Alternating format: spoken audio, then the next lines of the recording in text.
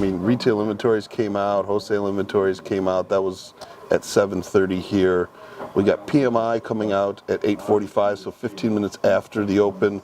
ISM, non-manufacturing, comes out at 9.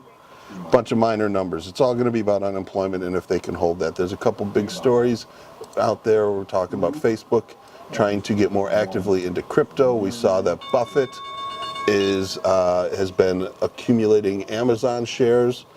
So that's probably pushing Amazon up there. I have Disney up on the board. We're not going to do anything with them because they have earnings coming out on the 8th, which is Wednesday, right? 3, 6, yep, 8, Wednesday.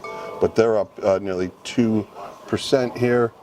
We're going to have to wait a little bit to get this volume and data to roll in here. So let's hang on. Market's holding their initial pre-market levels up generically about 0.5%.